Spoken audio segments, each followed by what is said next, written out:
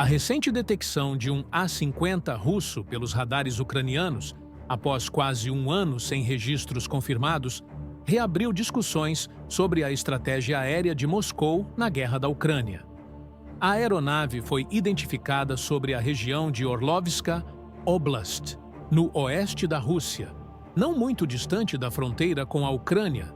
Embora nem Rússia nem Ucrânia tenham divulgado detalhes sobre a missão, a volta dessa aeronave gerou repercussão internacional e levantou hipóteses entre analistas militares sobre o status da frota russa de A-50, considerada um ativo crucial para as operações de vigilância e coordenação de ataques. Desde o começo da invasão em grande escala na Ucrânia, em fevereiro de 2022, a Rússia teria perdido pelo menos 3 A-50, o que constitui uma parcela significativa do inventário desses aviões altamente especializados. A primeira confirmação de perda ocorreu em janeiro de 2024, quando fontes ucranianas alegaram ter derrubado um A-50 sobre o Mar de Azov, supostamente usando sistemas de defesa aérea de longo alcance, possivelmente o míssil Patriot, fornecido pelos Estados Unidos. No mês seguinte, uma segunda aeronave teria sido abatida sobre Krasnodar Krai, a mais de 120 quilômetros das linhas de frente, supostamente via um míssil S-200 de fabricação soviética. Já em fevereiro de 2023, o grupo partidário bielorrusso Baipol afirmou ter danificado um A-50 por meio de drones, embora imagens de satélite não tenham demonstrado efeitos destrutivos substanciais. Em todos esses episódios, a vulnerabilidade da frota russa de aeronaves de alerta e controle aéreo antecipado ficou evidente, ainda mais quando Moscou tradicionalmente mantinha essas aeronaves longe do combate direto para evitar perdas. O Berev A-50, conhecido pelo codinome Mainstay, é baseado na fuselagem do cargueiro Il-76. Projetado no período soviético, teve o primeiro voo em 1978 e entrou em serviço em meados da década de 80, com a intenção de substituir o Tupolev Tu-126. A produção total até 1992 ultrapassou 40 unidades, mas apenas uma fração permanece ativa atualmente. O modelo mais avançado é o A-50U, que passou por melhorias eletrônicas e de ergonomia, incluindo a adoção da antena Liana em uma cúpula de 9 metros de diâmetro.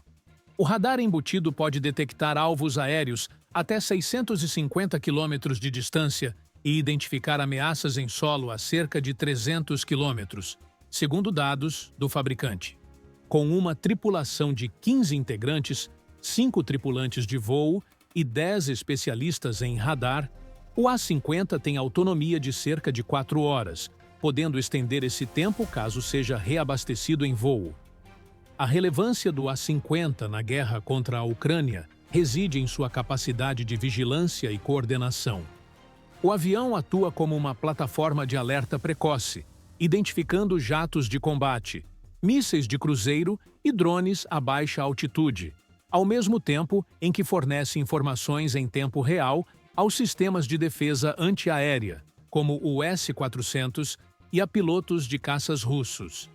De acordo com documentações oficiais da Berev, cada A-50 é capaz de controlar simultaneamente até 10 aeronaves em missões de interceptação ou ataque a alvos terrestres. Essa habilidade é fundamental para a tática russa de lançar bombas guiadas ou mísseis à distância, minimizando a exposição dos caças a defesas ucranianas, que vêm se tornando mais robustas com fornecimentos ocidentais. Apesar de seu grande valor estratégico, o A-50 é mais vulnerável do que aparenta. Com a recente perda de algumas unidades, a Rússia tem sido obrigada a reposicionar os A-50 mais atrás, longe das zonas de maior risco, o que, por consequência, reduz a cobertura efetiva nas áreas de combate. Alguns analistas ressaltam que o radar de varredura para baixo do A-50 é útil para detectar drones e mísseis voando baixo, mas o país encontra-se agora com menos aeronaves disponíveis para cobrir a ampla frente de batalha. Além disso, as sucessivas sanções impostas pelo Ocidente dificultam a aquisição de componentes eletrônicos e aeronáuticos, comprometendo a manutenção ou a fabricação de novas unidades para repor as perdas. Em termos de comparação, os análogos ocidentais incluem o Boeing E-3 Sentry e o Northrop Grumman E-2 Hawkeye, enquanto o E-3, derivado do Boeing 707, apresenta uma autonomia de até 11 horas e pode rastrear mais de 100 alvos simultaneamente. O A-50U tem maior raio de varredura anunciado, porém depende de um fluxo de dados centralizado, muitas vezes passando por estações em solo antes de chegar aos caças. Isso retarda a tomada de decisão. Já o E-2 Hawkeye, de dimensões menores, tem alcance reduzido, mas é ideal para operações em porta-aviões e áreas marítimas apertadas. Ambas as plataformas ocidentais também se beneficiam de atualizações regulares, o que contrasta com o A-50, cujos upgrades dependem de estruturas e equipamentos cada vez mais restritos pelas sanções.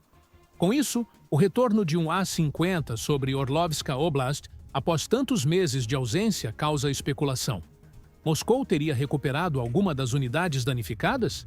Teria revisado a estratégia para compensar futuras entregas de caças F-16 à Ucrânia, previstas para 2025? Em novembro de 2023, o Ministério da Defesa britânico mencionou que a Rússia planejava modernizar os A-50 restantes para lidar com ameaças mais modernas, processo que pode ter sido acelerado pelas perdas recentes. Também é possível que a aeronave esteja em condições mínimas de operação, sinalizando que as equipes de manutenção russa, possivelmente no complexo de aviação de Taganrog-Beriev, atacado por drones ucranianos em março de 2024, estejam restaurando algumas capacidades. Quanto ao posicionamento, operar nas proximidades da fronteira, porém dentro de território russo, evidencia a tentativa de equilibrar utilidade e segurança. A operação desse A-50, portanto, indica que a Rússia ainda vê grande necessidade de alerta antecipado para sustentar ofensivas aéreas e potencialmente tentar recuperar a superioridade aérea à medida que a Ucrânia moderniza sua defesa. Ao mesmo tempo, a aparição pontual não dissipa as dúvidas sobre quantas unidades o Kremlin realmente tem disponíveis e em que estado, pois cada aparelho exige tripulações altamente treinadas e manutenção sofisticada. Recursos que podem estar em falta conforme a guerra se prolonga. Em suma, essa movimentação reforça a importância contínua do A-50 para a estratégia russa, mesmo diante de perdas substanciais e dificuldades logísticas crescentes.